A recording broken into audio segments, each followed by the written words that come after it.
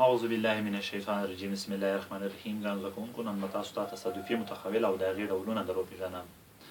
کله چې د څېړنې لاندې یوې موضوع اړوند راټول شوي معلومات د ټولنې د یو غړي څخه بل غړي ته د وړاندوینې وړ نه وي، نو دغسې د څېړنې لاندې موضوع ته بیا تصادفي متحول وایي. په دې معنی چې ممکن هغه معلومات چې موږ راټول کړي دي تغییر وکړي، ځکه نو وایو چې دغه د وړاندوینې وړ نه دي او دغسې یوې موضوع ته بیا تصادفي متحول وایو. تصادفي متحول په دوه ډوله دی، مقداري تصادفي متحول او بل کیفیه توصیفي تصادفي متحول.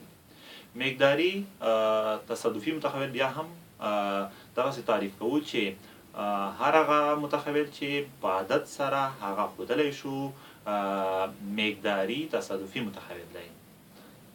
دغسې متحول بیا په دوه ډوله دی، یو منفصل مقداري تصادفي متحول او بل متصل مقداري تصادفي متحول.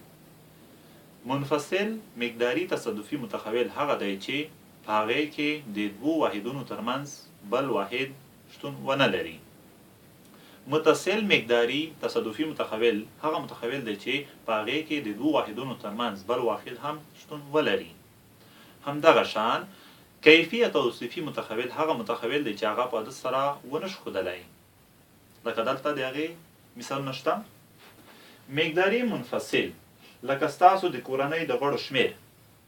که ډېرې کورنۍ ولرو، د هغې کورنیو د غړو شمېر یو د بل سره کوم تړاو نه لري. یوه کورنۍ 5 غړي لري، بله کورنۍ 10 غړي لري، نو د دغو دوو کورنیو د غړو د شمېر په منځ کې کوم بل واحد شتون نه لري. هره کورنۍ ځان ته د غړو شمېر لري. همدغه شان د مقداري متصل مثال زده کوونکو د تنې لوړوالی.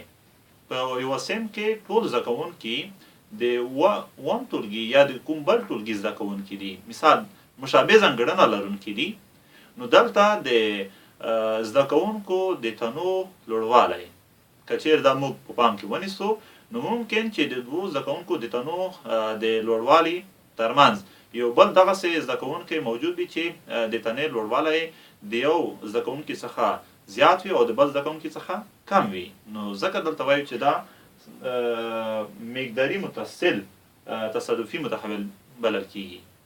همدغه شان د زده کوونکو د سترګو رنګ یا د کارګرانو د سواد اندازه، دا چې دغسې موضوعات په عدد سره نشو ښودلی، نو ځکه ورته کیفیه توصیفي تصادفي متحول وایو.